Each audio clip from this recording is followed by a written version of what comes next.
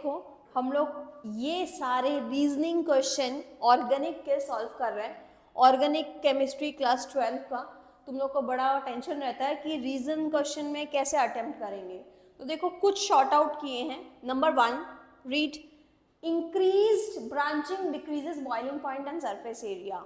ये question boiling point का question, halo alkane hello arenes. Suppose अगर एक एन पेंटेन है, एन पेंटेन लॉन्ग चेन 1 2 3 4 5 और एक आइसोपेंटेन है यानी 4 का लेंथ और एक ब्रांच।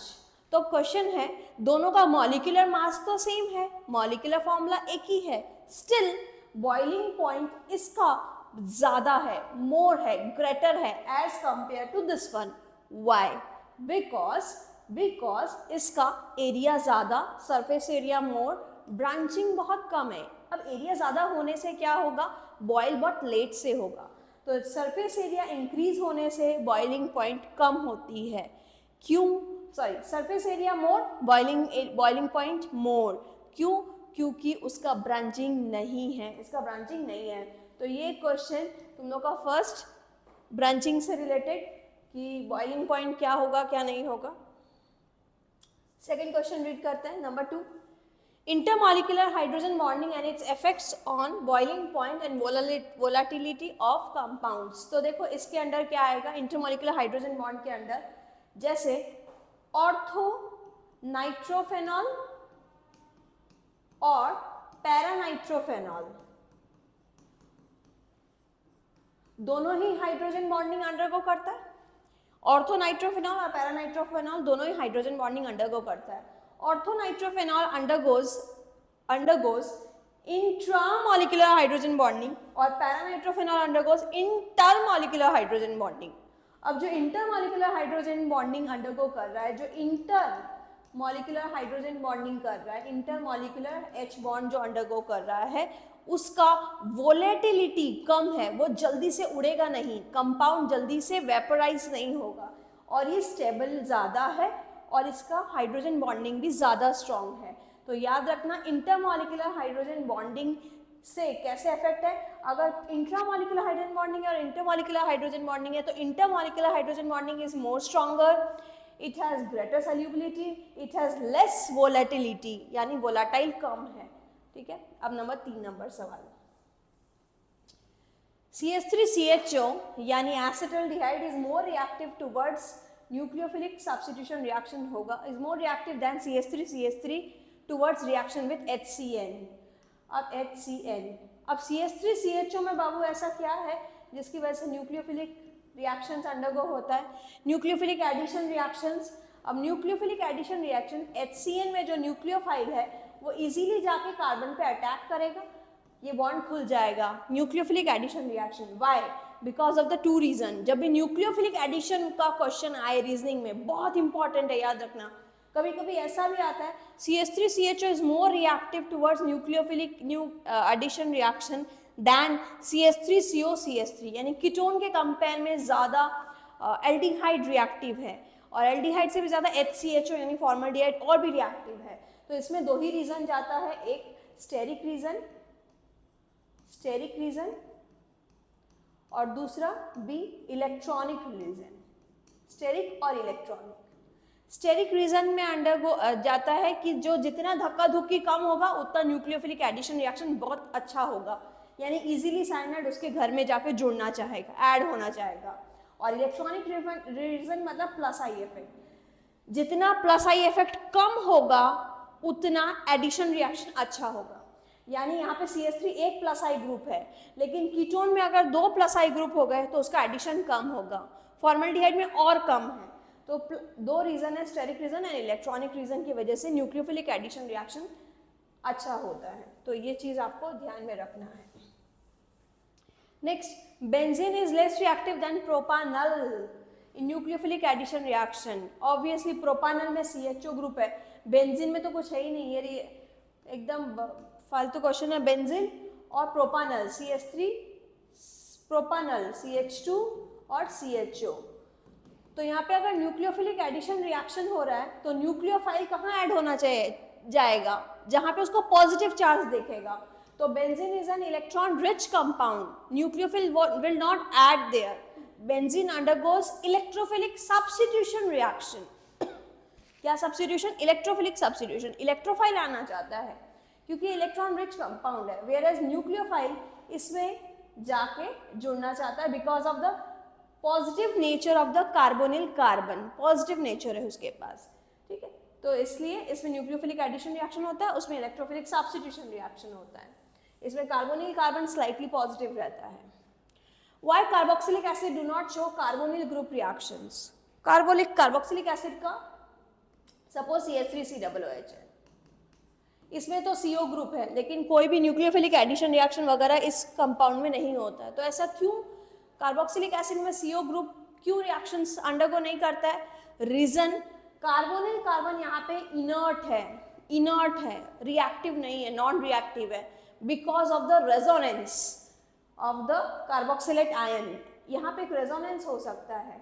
रेजोनेंस कैसे हो सकता है? लोन पेयर यहाँ जाके ये यहाँ जा सकता है। तो due to resonance it has stabilization, it does not undergo nucleophilic addition reaction. It carbonyl carbon is inert in carboxylic acid group, ठीक है। Next, why can not aromatic primary amine be prepared by Gabriel phthalimide synthesis? Very very important question of amine chemistry. Gabriel phthalimide synthesis में aromatic primary amine group क्यों नहीं बना सकते? Primary amine तो बनाते ही हैं, लेकिन एरोमेटिक नहीं बना सकते, यानी बेंजीन NH2 नहीं बना सकते हो, क्योंकि Gabriel phthalimide follow SN2 mechanism, SN2 pathway, और SN2 पाथवे में RX का R बहुत ही छोटा होना पड़ता है। न्यूक्लियोफिलिक सब्स्टिट्यूशन रिएक्शन में RX का रिएक्टिविटी क्या है? 1 डिग्री, 2 डिग्री, 3 डिग्री। और न्यूक्लियोफिलिक रिएक्शंस एरोमेटिक ग्रुप का तो होता ही नहीं है। तो Gabriel phthalimide follow SN2 mechanism, and SN2 mechanism is not given by whom? Aromatic nucleophilic aromatic reaction, मतलब न्यूक्लियोफिलिक जो ग्रुप है, एरोमेटिक ग्रुप है, वो न्यूक्लियोफिलिक सब्स्टिट्यूशन रिएक्शन नहीं करते, ठीक है।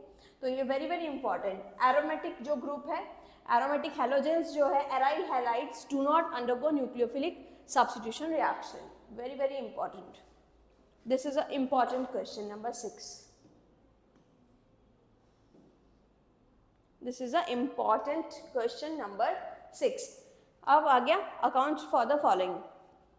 pKb of aniline is more than methylamine. pKb ज़्यादा यानी बेसिसिटी कम। तो एनिलीन की pKb ज़्यादा है यानी बेसिक प्रॉपर्टी कम है एनिलीन की, और मिथाइलएमिन में बेसिक प्रॉपर्टी ज़्यादा है। अरे वेरी वेरी गुड, बहुत इजी क्वेश्चन। एनिलीन में जो नाइट्रोजन का लोन पेयर है, it can undergo resonance, whereas methylamine का lone pair do not undergo resonance. तो यहाँ रेजोनेंस के कारण इसका इलेक्ट्रॉन डेंसिटी कम रहता है, यहाँ पे रेजोनेंस नहीं होता है बोल के इलेक्ट्रॉन डेंसिटी ज़्यादा होता है। तो यहाँ पे रेजोनेंस होता है, यहाँ रेजोनेंस नहीं होता है। यहाँ इलेक्ट्रॉन डेंसिटी कम है इसलिए बेसिक प्रॉपर्टी कम है, pKb ज़्यादा है, बट यहाँ पे रेजोनेंस नहीं होता, इलेक्ट्रॉन डेंसिटी ज़्यादा है। इलेक्ट्रॉन डेंसिटी ज़्यादा होने के कारण बेसिक प्रॉपर्टी ज़्यादा है, pKb कम है। आगे, ethylamine is soluble in water whereas aniline is non. Ethylamine यानी C2H5NH2 पानी में बढ़िया से डिसॉल्व होता है, but aniline does not dissolve.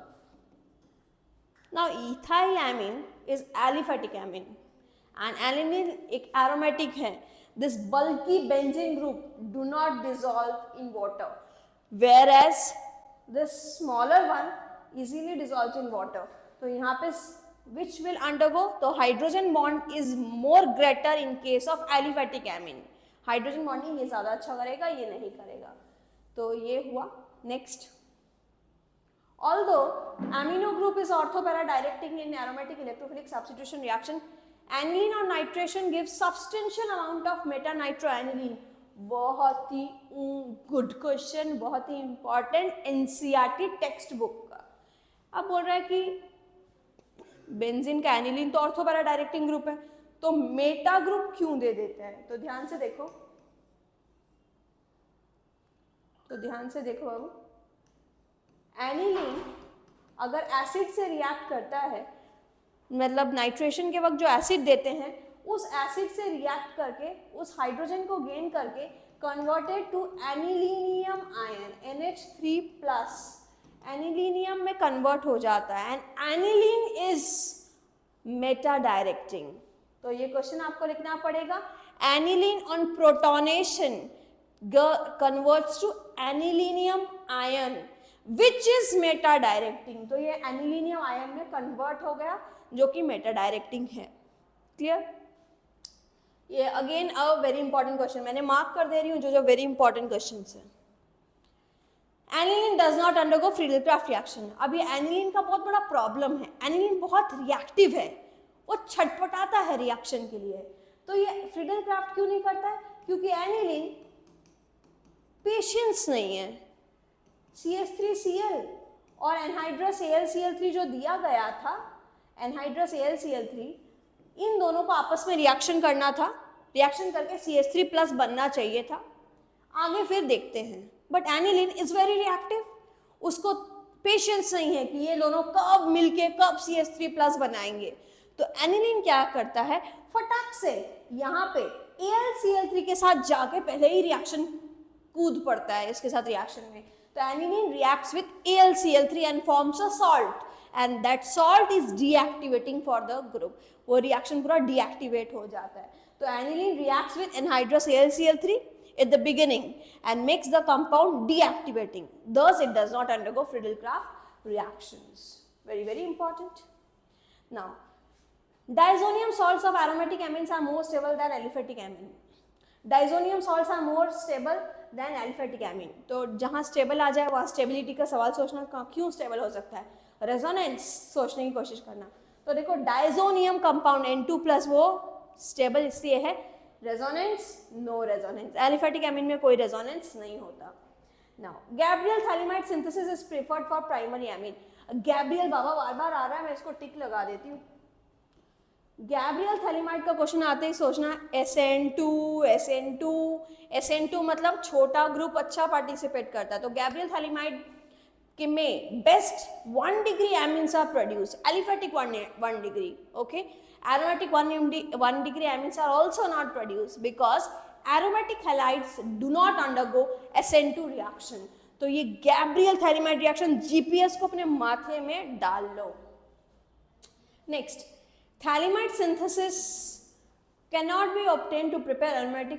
फिर वही थैलिमाइड यानी गैब्रियल थैलिमाइड, तो गैब्रियल फिर भी आ जा रहा है। तो GPS कौन बेस्ट करता है? GPS करता है छोटा एमीन ग्रुप, यानी 1 डिग्री एलिफेटिक एमीन अच्छा करता है। एरोमेटिक एमीन्स नहीं बन सकता है क्योंकि Gabriel GPS SN2 pathway follow करता है। समझ आ रहा है? थोड़ा धीरे बोलूं, GPS SN2 पाथवे फॉलो करता है। SN2 में तो shorter smaller molecule, smaller RX group ही पार्टिसिपेट कर सकता है। Aryl halide do not undergo nucleophilic substitution reactions, इसीलिए। Understanding inductive and solvation effect in reactions, ठीक है, ये वाला इंडक्टिव इफेक्ट का देखें क्या क्या क्वेश्चंस है। 10 number, aliphatic amine are strong base due to electron density from alkyl group basis due to.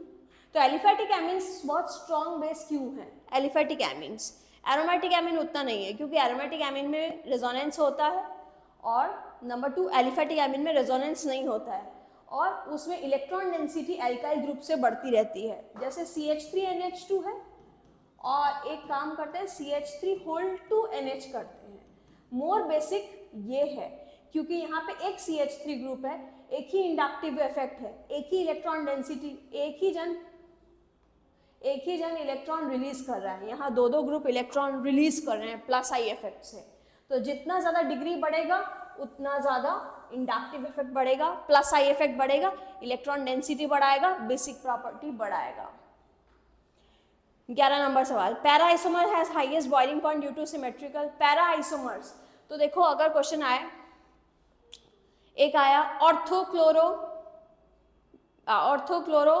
1,2 dichlorobenzene, 1,4 dichlorobenzene, 1,3 dichlorobenzene, सबका बेस्ट मेल्टिंग पॉइंट्स किसका है? तो highest melting point para group का होता है क्योंकि para isomer are symmetrical in nature, it fits best in the crystal lattice. ये तुम लोग को आंसर लर्न होगा, तो ये पैरा आइसोमर का तुमको लर्न करना है। Next, aryl halides are less reactive towards nucleophilic substitution reaction. तो एराइल हैलाइड्स क्यों लेस रिएक्टिव है?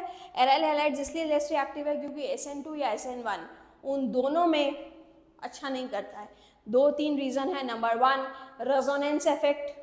रेजोनेंस इफेक्ट में क्या है? Aryl halides undergo resonance. तो जो हैलोजन है वो हैलोजेंस आर रेजोनेंस के थ्रू बेंजीन से जुड़ा हुआ है। Now it undergoes, it has partial double bond character. तो पार्शियल डबल बॉन्ड कैरेक्टर आने के कारण वो लिविंग ग्रुप लीव ही नहीं करता। तो एराइल हैलाइड्स,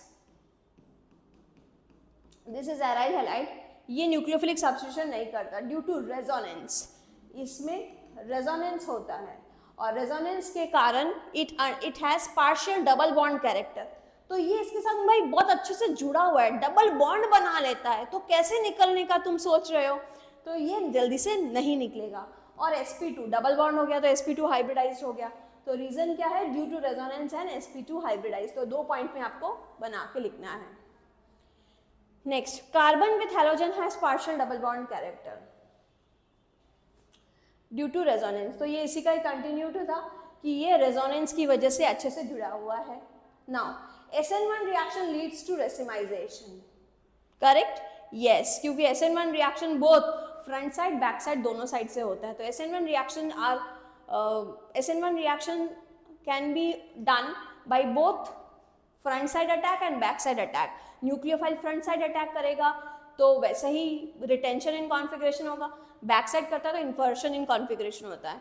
तो it will give racemization in optically active halides. तो इट्स SN1 रिएक्शन में रेसिमिक मिक्सचर बनता है। ठीक है। Next 15, primary alkyl halides are faster in SN2 reaction. Obviously 1 degree alkyl halide best करेगा।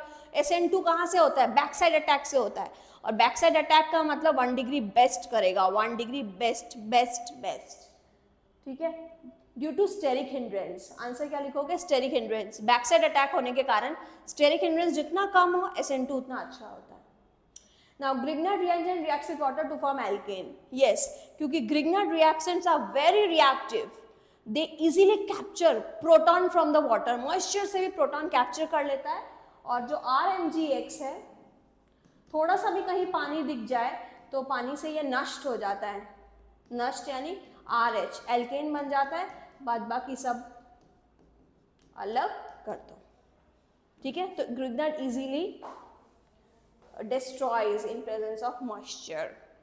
Now reactivity order and characteristics of organic compound. Phenol is a more acidic than ethanol. Yeah, phenol, दो reason है. Number 1, phenol has more stable due to its resonance, and ethanol does not undergo resonance. Phenol has 5 resonating structures. More acidic, more stability, more जितना resonance होगा. Number 1.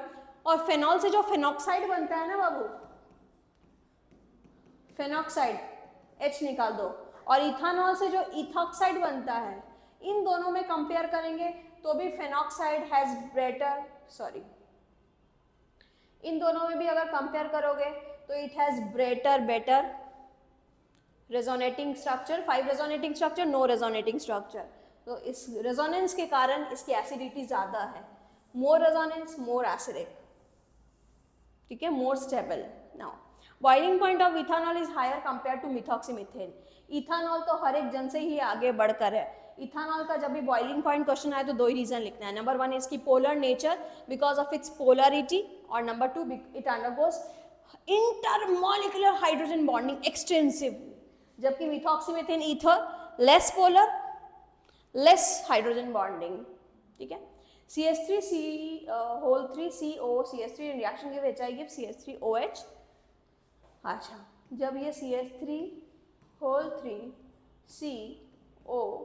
CH3 है तो अगर ये टूटता है तो यहाँ पे देखो इनके जो प्रोडक्ट है, इन प्रोडक्ट में ये जो इधर का जो फ्रैगमेंट है CH3 इसमें SN1 रिएक्शन होगा, क्योंकि it is 3 degree carbocation and 3 degree carbocation is very stable. तो ये इस तरह से टूटता है, और ये मिथॉक्साइड। तो these fragments are more stable compare to यहाँ से अगर जो टूटेगा उसके कंपेयर में ये ज़्यादा स्टेबल है। तो 3 degree carbocation is more stable यहाँ SN1 इजीली होगा। तो this is the main products. Clear? तो ये कुछ रीजनिंग क्वेश्चन एक बार आप गो थ्रू कर लो, शायद आप लोग को ये आंसर्स पता ही होगा, फिर भी एग्जाम से पहले ये एकदम एक बार के लिए एक झलक देख लो। और एक क्वेश्चन तो आते ही है इंक्रीजिंग और डिक्रीजिंग ऑर्डर एसिडिक और बेसिक कैरेक्टर का। एमीन का बेसिक कैरेक्टर्स का क्वेश्चन करना मत भूलना। एमीन्स का बेसिक प्रॉपर्टी का क्वेश्चन आता है, एक बार तुम लोग को बता भी देती हूँ कि एमीन्स का बेसिक प्रॉपर्टी में अगर एक्वस सोल्यूशन है तो एक्वस सोल्यूशन में 2 डिग्री एमीन मोर बेसिक होता है। ठीक है, उसके बाद किसका नंबर आता है? 1 डिग्री एमीन आएगा, फिर 3 डिग्री एमीन आएगा। कब? जब RNH2 का R CH3 होगा तब 1 डिग्री पहले आएगा, 3 डिग्री बाद में आएगा। लेकिन अगर R का CH3 नहीं हुआ तो 3 डिग्री पहले आएगा, बाद में 1 डिग्री आएगा। कब? जब R not equals to CH3, जब R not equals to 3H3। तो रीजन आया क्यों 2 डिग्री एमीन सबसे ज्यादा बेसिक क्यों है? Reason 1 plus I effect, due to 3 effects, combination of 3 effects. Number 1 plus I effect, number 2 solvation effect,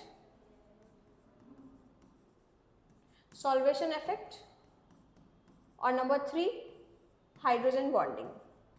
इन तीनों को जो कंपेयर करके ये फैसला हुआ है कि एक्वस सोल्यूशन में 2 डिग्री एमीन सबसे ज़्यादा बेसिक होता है, 2 डिग्री एमीन सबसे ज़्यादा बेसिक होता है। और फिर 1 और 3 में कौन जीतेगा? अगर R को देख लेना, अगर CH3NH2 हुआ, अगर R ग्रुप CH3 है तो 1 डिग्री को जिता देना, अगर R ग्रुप CH3 नहीं है तो 3 डिग्री जीतेगा। और इनसे भी कम बेसिक कौन होता है? और कम बेसिक होता है अमोनिया, और कम, अमोनिया तो और बैक साइड में आएगा। और अमोनिया से भी कम बेसिक होगा एनिलीन, क्योंकि एनिलीन में तो रेजोनेंस हो सकता है, इलेक्ट्रॉन डेंसिटी बहुत कम हो जाता है। एक बार चेक कर लेना ये सारे क्वेश्चन। होप तुम लोग को समझ में आए। और कोई डाउट है तो भेजो, मैं सॉल्व करती हूँ। तब तक के लिए अच्छे से पढ़ते रहो ठंडे दिमाग से। Bye bye.